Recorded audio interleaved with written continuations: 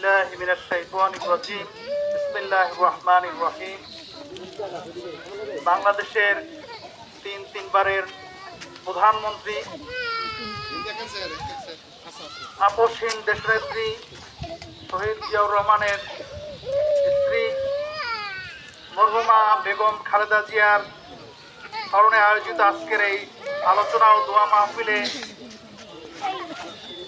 সম্মানিত প্রধান অতিথি, বারবার নির্বাচিত জাতীয় সংসদ সদস্য এবং জাতীয় সংসদের মৎস্য পশু সম্পদ বিষয়ক সংসদীয় কমিটির সম্মানিত চেয়ারম্যান, সাবেক চেয়ারম্যান এবং বিএনপির কেন্দ্রীয় নেতা, আপনাদের এই এলাকার মাটি ও মানুষের নেতা জনাব ABM আশরাফ উদ্দিন নিজাম সাহেব, উপস্থিত আজকের এই কমলনগর উপজেলা বিএনপির সংগ্রামী সভাপতি জনাব নুরুল হুদা চৌধুরী সাহেব এবং অন্যান্য অতিথিবৃন্দ, আমার প্রিয় ভাই ও বোনেরা, আসসালামু আলাইকুম।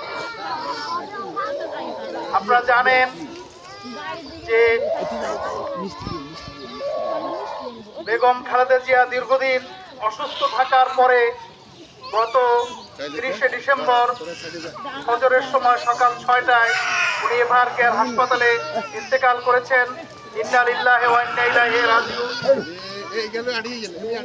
এর আগে উনি 5ই আগস্ট 2024 সালে এই জালিমের কারাগার থেকে মুক্তি লাভ করেন।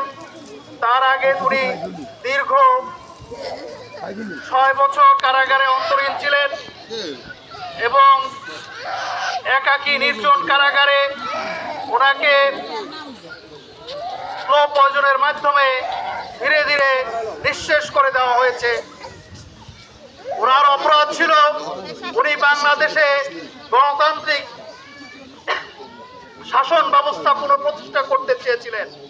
ওনার অপরাধ ছিল এদেশকে ভারতীয় আধিপত্যবাদ থেকে মুক্ত করতে চেয়েছিলেন।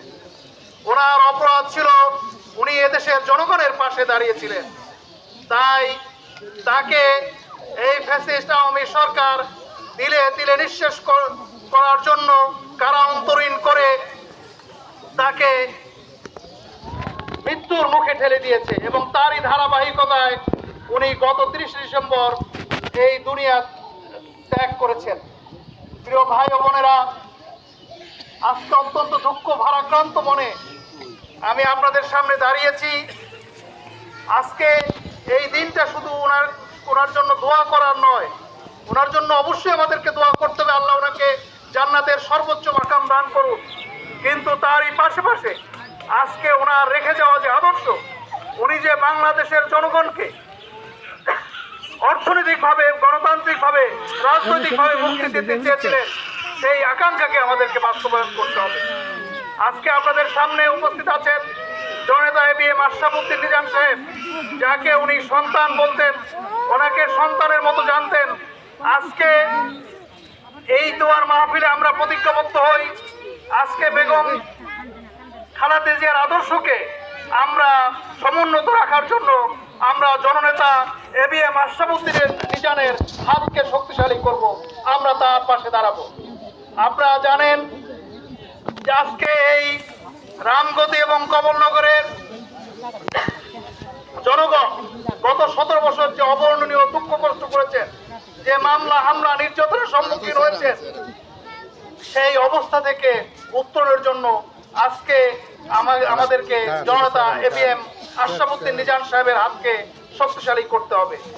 আপনারা জানেন যে জননেতা জনাব তারেক রহমান সাহেব যে 31 দফা প্রণয়ন করেছেন, আমাদের জননেতা নিজাম সাহেব সেই 31 দফার ধারক ও বাহক এবং এই অঞ্চলে যে সেই তারেক রহমানের যে পরিকল্পনা রয়েছে, সেই পরিকল্পনা নিজাম সাহেব বাস্তবায়ন করবেন।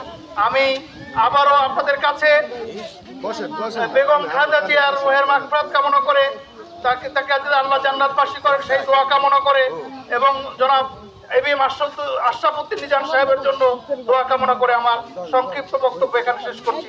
আসসালামু আলাইকুম।